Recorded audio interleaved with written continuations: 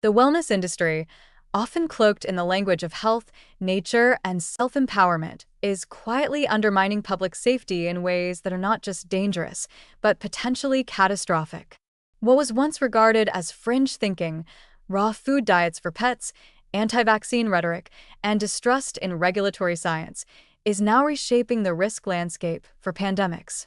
At the heart of this unfolding crisis is the growing popularity of raw pet food, a choice being aggressively marketed as natural and ancestral, while directly contributing to the spread of H5N1 bird flu. The implications are severe.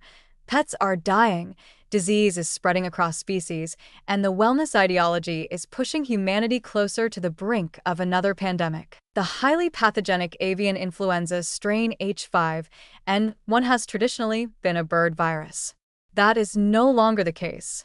The virus has now jumped into mammals, including cats, foxes, seals, cows, and potentially humans. The more species the virus infects, the more opportunities it has to mutate into a form that spreads efficiently between people. And one of the primary conduits facilitating that cross-species leap is raw pet food.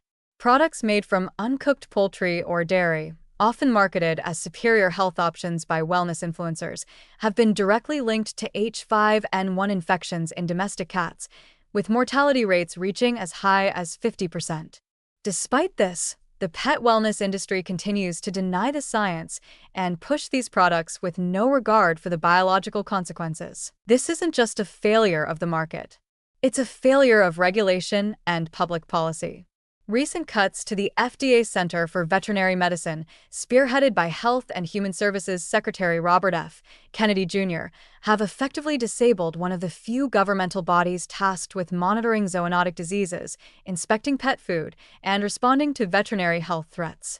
At a time when disease is spreading across animals, jumping species, and threatening to spill over into humans, the infrastructure designed to contain that threat is being dismantled piece by piece. Raw pet food manufacturers know the risks. H5N1 has already been detected in raw poultry, raw milk, and meat sold to consumers. Cooking destroys the virus.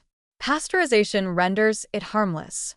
But freezing and other so-called natural processing methods like high-pressure processing do not kill H5N1. This virus survives those treatments, which means infected products can end up directly in a pet's bowl. And when a cat ingests H5N1, contaminated raw meat, it becomes not just a victim, but a vector. Infected animals can shed the virus into the environment, increasing the chances of transmission, not only to other animals but to humans. There is an undeniable irony in the fact that a movement claiming to be pro-health is actively enabling the spread of a deadly virus. The wellness industry has built its empire on selling distrust of public health experts, of regulatory agencies, of pharmaceutical science, and even of basic food safety standards. They promote natural immunity and holistic cures for everything from cancer to viral infections without any credible evidence. And now, they're using that same pseudoscience to dismiss the dangers of H5N1 while profiting off products that increase the risk of zoonotic transmission. Cats are especially vulnerable because their gastrointestinal tracts contain a type of receptor that H5N1 binds to with ease. In 2024, indoor cats fed contaminated raw food in California died rapidly. These are not isolated incidents. They are warnings. And the warnings are not being heeded.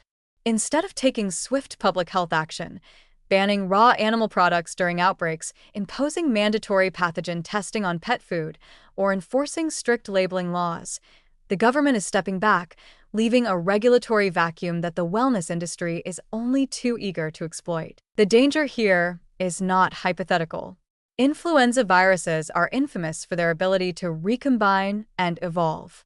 With a segmented genome, H5N1 can swap genetic material with other flu strains in an infected host, potentially emerging as a completely new virus capable of human-to-human transmission. This is how pandemics begin. We've seen it before. The 2009 H1N1 pandemic came from a virus that jumped species. With H5N1 now in mammals and widespread in the food supply, we are rolling the dice every day. And yet, the same anti-science behaviors that fueled COVID COVID-19 denialism and continue to undermine measles vaccination efforts are now being echoed in the veterinary space. Wellness influencers claim government oversight is tyrannical. They paint public health interventions as conspiracies. They call disease prevention unnatural. And in the absence of strong countermessaging, they are winning. They are shaping consumer behavior, eroding trust in science, and creating conditions where pandemics can take hold unnoticed. The real tragedy is that the tools to prevent this disaster already exist. Cooking meat, pasteurizing milk, vaccinating livestock, monitoring viral spread through well-funded public health agencies, enforcing manufacturing standards for animal products. But these interventions only work if they're implemented, and right now the political will to enforce them is collapsing. RFK Jr.'s suggestion that we let the virus burn through flocks and herds is not just biologically reckless, it's an open invitation to disaster. The wellness industry, despite its branding, is not a benign cultural shift. It's a commercial machine that feeds on fear and misinformation. It is monetizing disinformation while endangering not just animals, but entire populations. The narrative that raw food is healthy, that vaccines are dangerous, and that public health science is corrupt isn't just misguided. It's killing animals, exposing people to disease, and opening the door for the next global health crisis. This isn't speculation. It's a warning. A slow-moving biological catastrophe is gaining momentum under the cover of health and natural living. Unless we confront it with clear science, strong regulation, and a renewed respect for evidence-based policy, we may soon find ourselves facing a pandemic with origins not in a far-off wet market, but in a suburban kitchen, fed by the bowl of a beloved pet.